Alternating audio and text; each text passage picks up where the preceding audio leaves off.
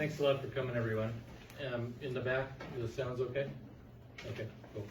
So I'd like to thank Chad Christensen and everyone else that took care of the details of my visit here, and also Bonnie Jackson Barty, who hosted me yesterday in Norfolk, right? Did I say that the right way? Okay.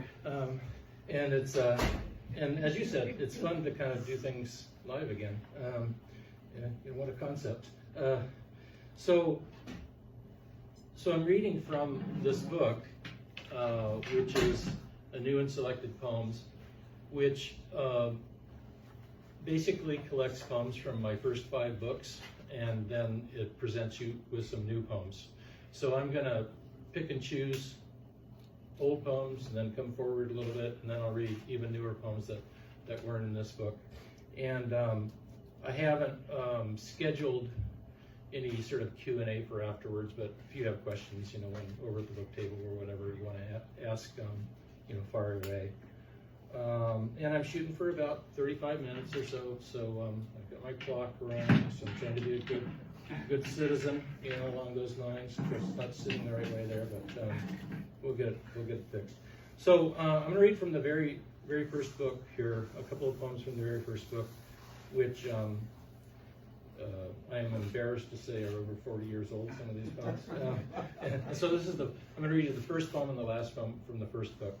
And this first poem is based on my first kind of art print I bought as an adult. I think I spent $15 on it or something. But it was a print of a painting of this artist that, back in the day in the 1800s, would go up to Alaska and the Arctic on the whaling ships, and his job was basically just to paint, whaling ships. And so this is called Whale Ships in Winter Quarters at Herschel Island. And so nothing's happening as far as whaling goes. The ship is frozen in the ice, but out on the ice, people are playing baseball and football and soccer, and they're skiing in the hills and stuff like that. So I always thought it was kind of a weird painting. Whale Ships in Winter Quarters at Herschel Island. If I skate out of white, even my voice fades. I can't remember the cave where the sound of me tripled into bats, hanging in dark upper cracks, hanging onto phrases each would repeat to me forever. I come home out of range of myself, across a frozen body, blue and blue valleys wind into blue and give up their blue to sky. Here is the unforgivable deceit, the lie of charcoal roofs, that lives go on beneath the smoke and recreation. I have skated away and am missing. Northwest of light, perfect color of discovered stone. Beyond being empty, the hand. I could die now easily enough, away from the actual, the mad dog, shipboard crucifixions, away from innings of misery on ice, cold star even years ago, just a hand's length too far away to reach. The day lights its blurred candle in the south. I am missing, and am missing the chimes morning and recollection become. Time after time, the smokehouse gives way to receding land. A dark chapel opens, the hidden heart-locked music waiting to begin. Thank you. So that was the first poem in that book, winter poem, last poem in the book, curiously enough in March, and farther south. March day on a North County marsh.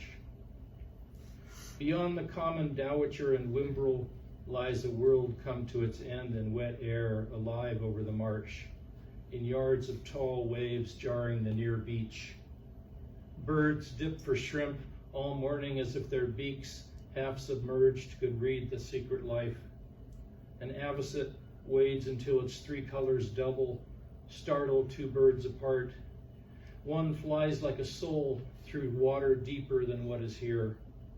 And the teal, pipit, and rail wade all fly low over water clouded by tide, nervous feet. There is plenty to live on, enough to fear.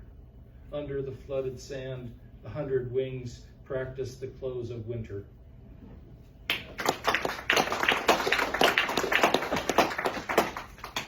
So the second book that I published is called Famous Persons We Have Known, and it's got a few poems in there about sort of famous person sightings, but also it kind of turns on that idea that probably the most famous people in our lives are people that nobody else knows about. You know, they're famous in the sense they're important to you, but they're not famous because anybody else knows about them.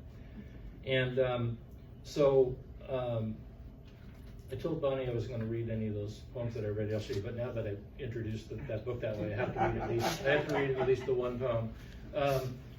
Okay, which one, the Wolfman poem or the Marshall Dillon poem should I read? I like the Marshall Dillon. Okay, so there was a TV series that was on for like 20 years, you know, and if you haven't heard of it, it's fine. But it was called, what was it called?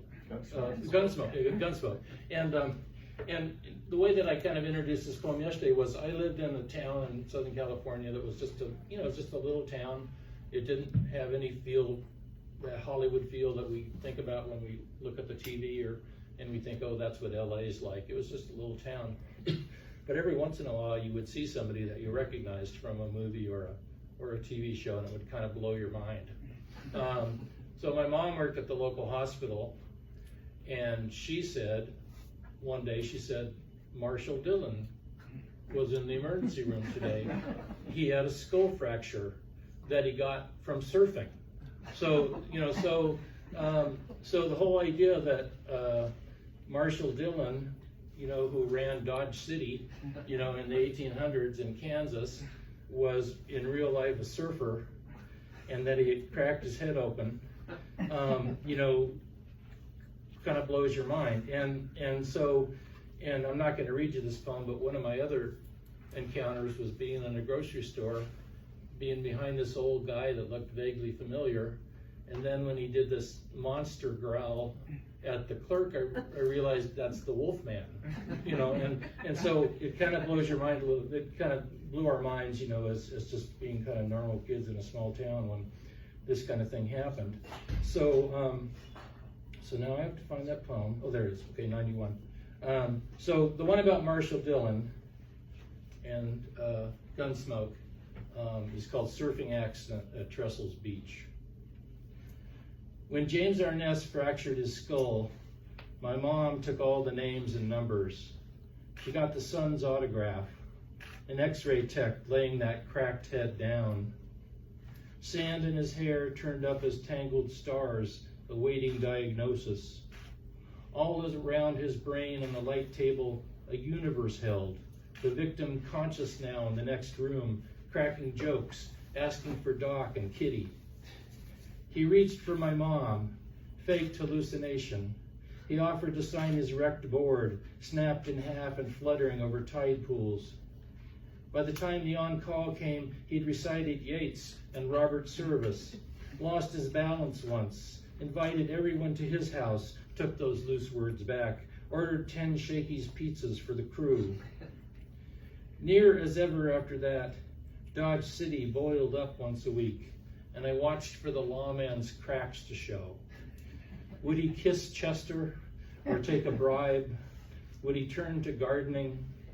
Instead, I saw him cut and slice through kilt beds of violence, free-falling, wave-tipped to base in pursuit of the cruel. He guarded home and gold, bright beach of our dream. And so it came to pass that tropical storms arrived regularly in Kansas. Pure timber rattled straighter than train or slug toward bent palms inside the Long Branch Saloon. I was too young to understand, but these were the early days of metaphor. It was the end of the West as I knew it.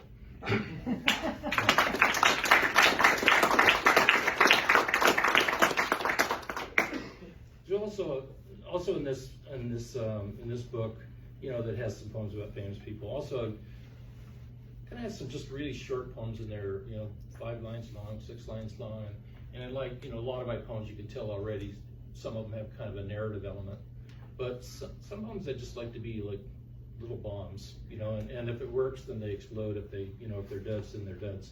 But here's a little one called The High Lake Past the Field. In the near dawn, moving across blue flax and black, stitching near rocks to gray rocking hillside oak, she gives herself back, atom by atom, to her reassembly. She reaches water and can walk.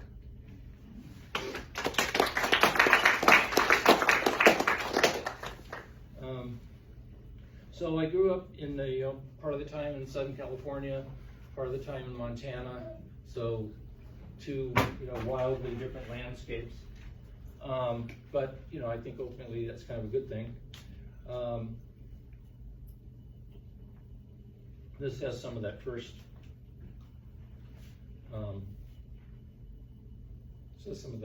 Well, actually, it connects the two because the Mojave Desert is sort of in between. Prayer. In the thick basement I never found years ago in Los Angeles, ground hums like all the voices I've ever heard, all the wind, the train wreck, the other accidents. While my son's feet make their thunder on flooring above me, I reach back to those ears and eyes I was. Scared half the time for breath, before that for spirits in air who would take it away. Somehow the cross of a crow's flight in mine would wake me, and once I grew happy at the blurred touch of red O's freckling Loch Levens. Gusts came down the draw then, whipping cottonwood and stiff sage. The canyon babbled toward its valley like the stream. That hot day, my grandfather and I hiked 3 miles around rattlers, boulders huge as rooms for fish, and I knew I'd be afraid a lot if I ever grew up, if the world didn't kill me. I thought of the slaughtered Packard, decades upside down and rusted by the snow-cold stream. I thought of the jackrabbit in those last seconds after a hawk shadow darkened its path. And once I grew happy, a non sequitur, wet stones bending water into speech, into words too difficult to say, and so left unsaid, there in that wild air over the stream, here in this unsure basement where earth stays quiet while it remembers everything. Lord, when I lose my voice, make of me the moment when flickering leaves, a wind-driven heat, and the trout, set on its last hook and running, are one. Let the fish pain come in. Make of me the molecules of pain, blown sand, breathing rocks, cloud. I will praise you.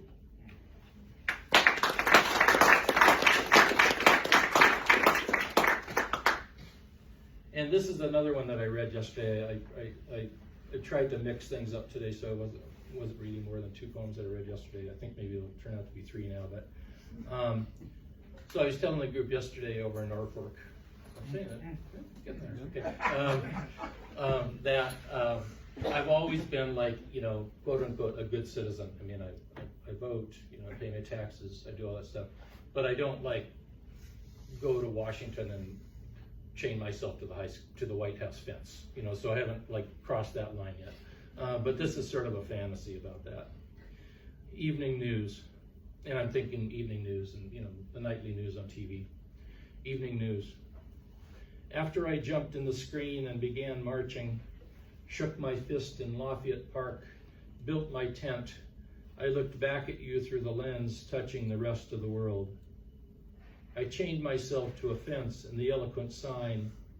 I was famous for a thin moment as the camera panned us all, and I saw you at home, surrounded by consequences we had little time for.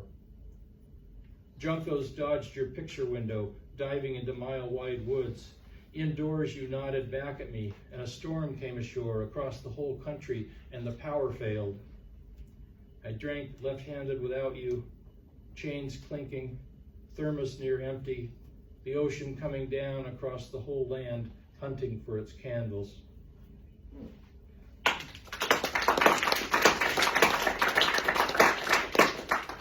Thanks.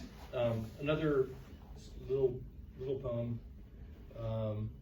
Again, you never know if these are going to work, but they just try to capture a little moment. At 2 a.m.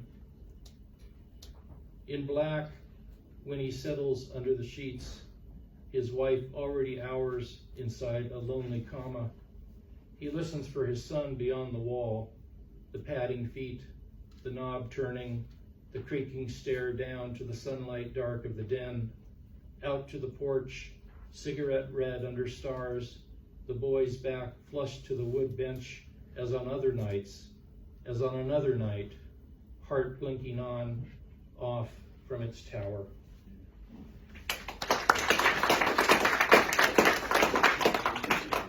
And then these two, I was planning on reading these yesterday, but I didn't, and so they're in the queue for today. This one's called Black Rock Canyon, which is I think the name of the canyon where Hoover Dam is in Arizona. The day he nearly fell there, concrete glared, tunnels rumbled below, the half-mile jets made their failed X mid-air, tumbling at their far ends to river. And he never thought evil could reach through noise for ankle or mind until then, the pull from ledge, a muscle twitch, dared, turned, double dare, leaning into wide, grinning space. The rail hummed in that heat. People ran miles away along the brow of the dam. He knew those hawks could pick him up and have him if they wanted. Cars drove back and forth across the dam, riding the idle wave that won't break in their lifetime. Beyond them, small boats, unbreakable blue.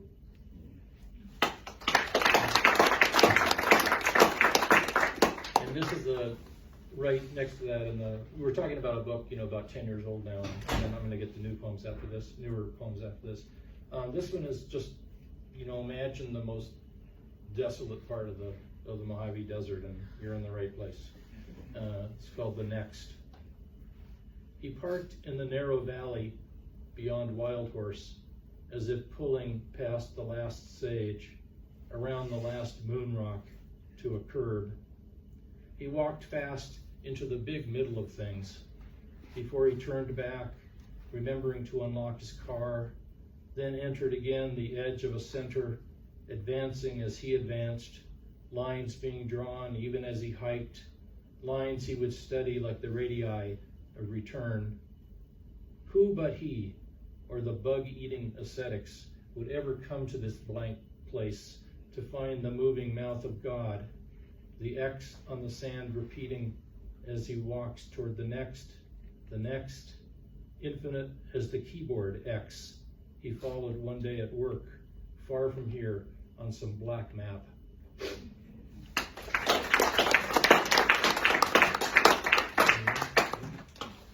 Thanks.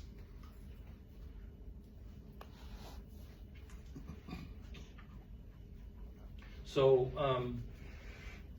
this book had selections from 5 previous books, and then the new part of the new and selected poems is 40 new poems that hadn't been in a book before.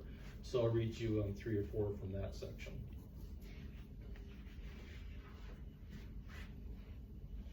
The truth is, you came to me on a short boat from a far island. You came down the hill out of larch, along the creek we both drink from. You rose out of the green coil of fern, tip of the sand dune, blowing lines of itself away. If you hadn't said my name, I wouldn't have looked at your face.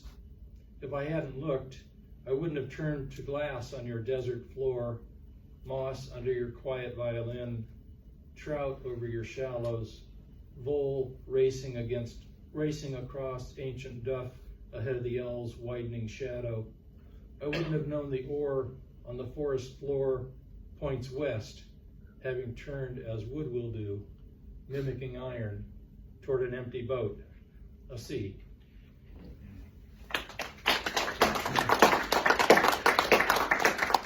So, if you read a lot of poems in other people's books, or if you read poems in literary magazines, sometimes you see, they're not really habits, or they're not really cliches, they're more like habits. Like, suddenly you'll see like 3 poems that are about the same subject kind of randomly, and you start to think, oh, I wonder if this is kind of a hot subject now. Well, for me, I started to notice this thing where people would put they would make this construction where you pick a scientific discipline and then you choose an existential condition. So it'd be like the biology of doubt, the geology of faith, I don't know, the physics of whatever, despair, and it's just sort of a weird construction. So when I get too obsessed with that sort of stuff, I kind of write the poem to get it out of my system, and do the thing that I hate. So this poem is kind of along those lines. It's called Calculation. The anatomy of desire led to the mathematics of doubt, and that, over months and months walking alone through an iris garden drunk on its own perfume, that led usually to the calculus of grief, or in better days, those brief spells between each drizzling front in off the coast. In better days, it led to the biometrics of tenderness, the economy of lip and eyelash, the sun coming through the window in sheets onto the tousled sheets of the bed, every limb akimbo as in an Escher print, where one leg of the body, pencil gray but alive, walks into the leg of the other, where one hand draws the hand that draws itself. So much calculation along the journey to affection, the emphatic earlobe and clavicle, the opera of skin riding softly over each rib, the Giacometti of a neck, the little hairs there, the way only one side of the mouth smiles at the other's voice, two sides less often, the way the heat of them passes back and forth in the machinery of sex, the machinery of loneliness, a kind of whisper sent out, called back before it reaches the ocean of another ear. So much calculation even after it ends. Crows paint matrices on the sky, placing their X's there and there in an assembling, dissolving theorem, their loud fermatas, claiming not certainty, not doubt, not non-belief, but a reckoning of wonder. High up on their currents, a black feather hovering for months from that day forward over the multiplying, uncountable hearts.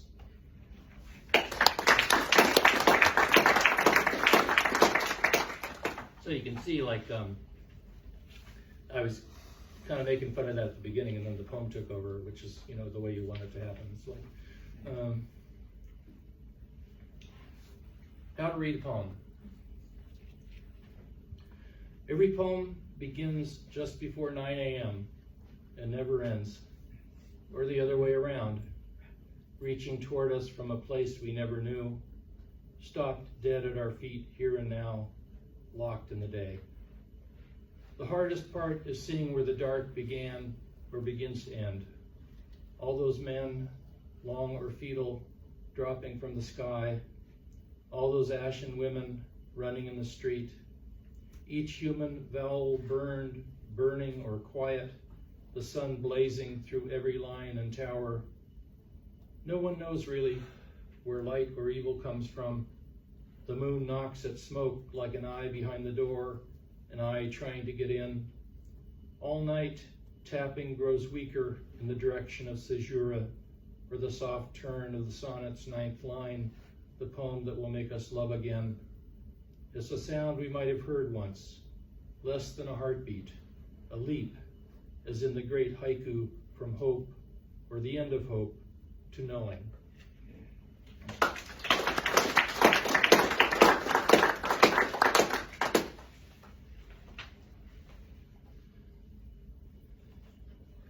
One more from the new, and then I'll read you the new.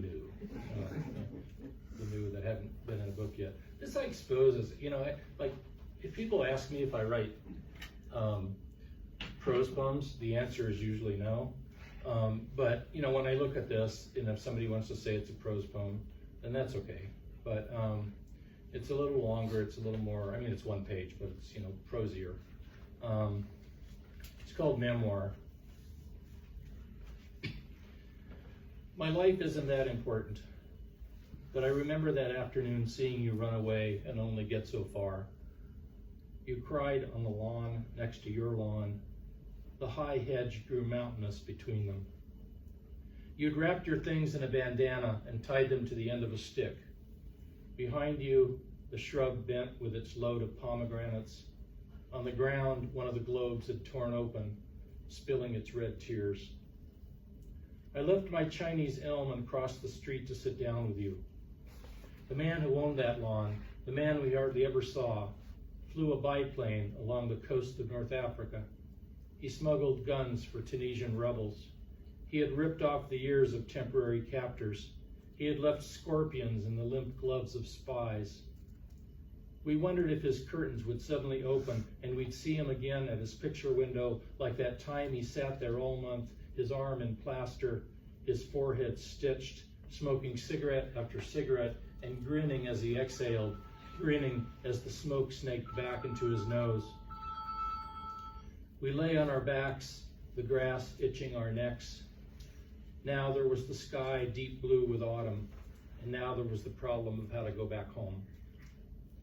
In your bandana was a pair of socks, a change of underwear, the missile you received for your first communion, a werewolf comic book, a Mars bar, a pencil with a broken tip, a travel comb, a Stardust Hotel ashtray you used to keep coins in before you ran away, 1 3-cent postcard stamp, a piece of chalk taken from Mrs. McGovern's classroom, a Charles Atlas ad snipped from the back of another comic book, a length of yarn, a skate key. Now there was the problem of how to go back home. All your things spread out like items at a sad picnic. Under them, a paisley pattern rippled across the uneven altitudes of grass. You broke the Mars bar in half and shared it. There were lines on your cheeks where tears had cut trails through the dust. You gathered your bundle together. You broke the stick in half and threw it under the hedge. You made me swear I never saw you cry. We crossed our hearts. The green of that street scratched us. The blue of that street made us shiver. A stranger might have watched through the drapes. I crossed my heart. My life doesn't add up to much, but that was the moment I betrayed you, even though it took all these years until now to see it through.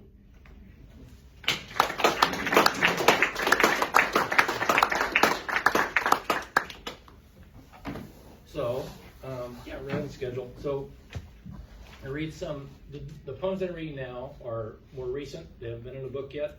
They're in a manuscript that's going around, but no publisher has been nice enough to take them yet. So, I'm really mad at them.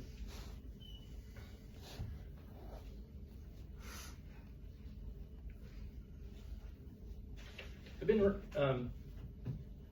writing a lot of poems that sort of have a similar title, and it's looking for the man blank blank blank, and not the man as in a cop or the man as in the government, but just looking at, and well, it's flexible depending on what the poem's about. This one's called "Looking for the Man in a Field." Would the man stand at the end of a knife, the turned up head of cauliflower? Would the man wipe sweat from his face, fold a red handkerchief for his pocket? Would he sit in the dust and shade beside his truck and laugh between bites of a sandwich? Would he whistle as long as the tractor starts? Would the man say a rosary for each row of grapes or lettuce? Would the man curse or befriend the sun? Would he become the movement of an arm, a leg? Would he think himself some other place, on a front walk where Marisol, Peter, where even Hector the good dog would greet him after the light had failed? Would the man burn to nothing like morning fog in the rose? Would the man leave his shadow there? Would he walk back out of darkness like a ghost or like dawn? Would any word he say come from the dark, the light, or the vine? Did it find the man in the field? Did he and the field move inside each other until the word found his tongue?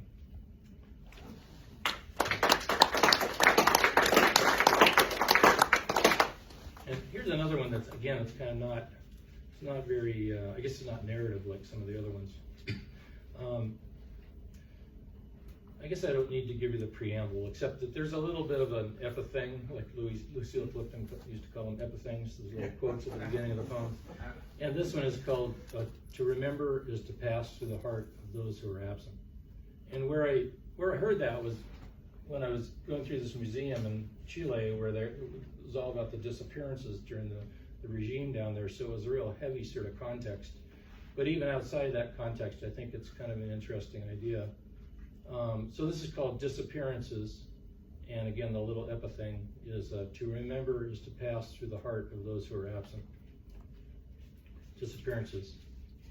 Her boarding the train with such a small bag of things. His stopping at the corner before turning to drive nearly all 700 miles west in the dark.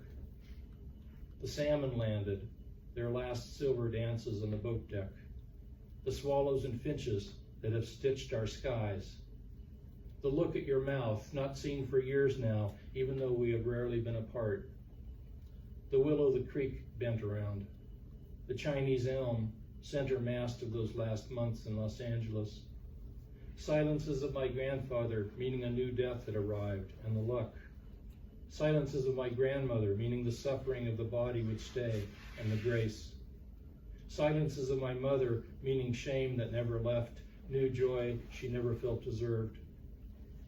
The road through the desert, valley to valley, one dry sink to the next. The park filled with old neighbors, the forest edge, the beach where everyone faced the wave line and the blue immensity beyond. The condor at the bottom of the world, my plaid sleeve on fire at the kitchen stove, the cyclist gone still at the curb, a locked levin on my line up the far reach of the gorge, past the last cabin, the silent cougar, past any other voice, past disappearance to the other side of now.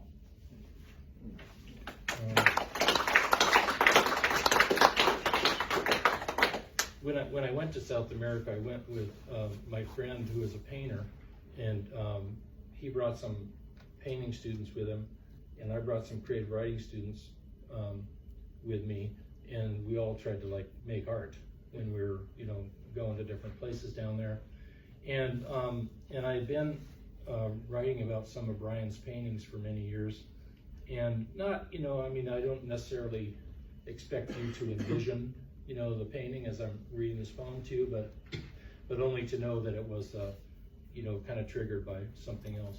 So this is called his series of paintings was called Memory of Water, and his subtitle for this one is Constellation.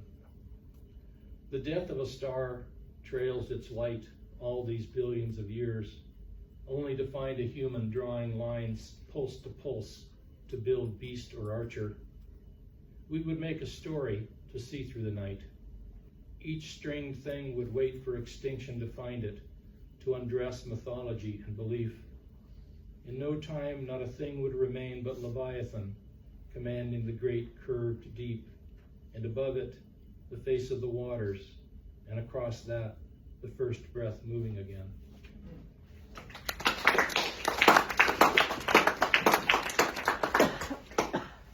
Okay, so I've been writing I wrote a sequence of poems, four poems, and they were called, Notes to the Soul.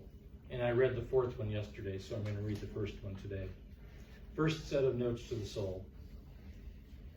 You have special places, I know, places of revealment.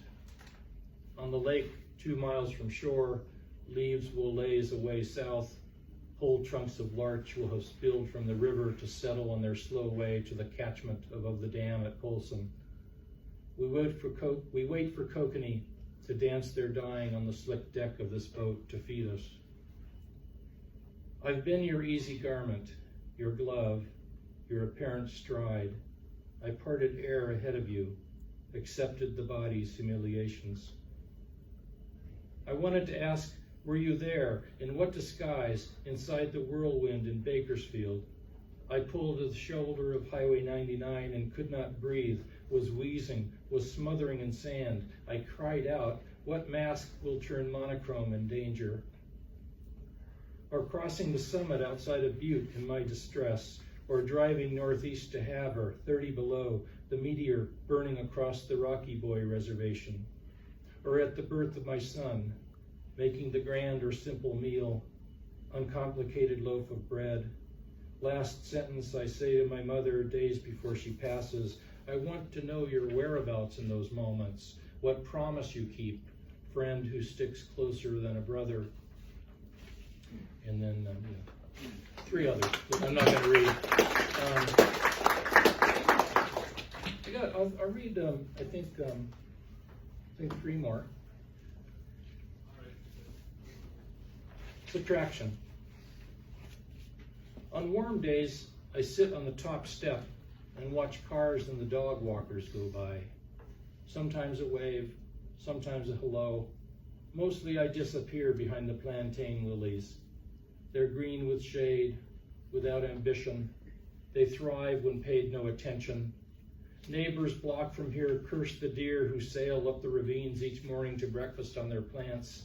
Instead, I paint my healthy camouflage, green with never asked for sun, and what's past it. What beauty I could make of you, world, if I tried a little less.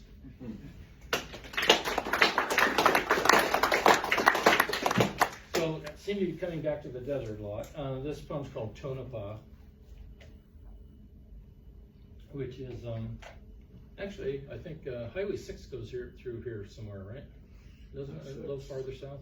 Anyway, Highway 6 goes through Nevada too, and in the middle of that lonely road is a town called Tonopah. Tonopah. You had to go off-road west of Tonopah and give up any thought of silver. You had to trust the desert after the last drink from your fancy canteen. You practiced once walking into the waves, going and going with and against backwash onto the deepest floor of the sea. You could die by becoming light, or this way, with atmosphere upon atmosphere weighing you down. They had said it was the darkest, driest kind of night sky, there below Lone Mountain, miles west of the slots at the Mizpah Hotel, which made the brightest sky this side of Atacama, 7,000 stars. And why does anyone need place without people? And why did you miss all the cues of the hospital, your mother's tide going out, turning to look out the window before closing her eyes? And why all those messages missed? The gifts you never knew were being offered. What lacks in you that you can't read a face or touch? How empty your hands. Someone turns their body or spirit over to you, and you don't know how to bring the 2 sides of you together to hold it.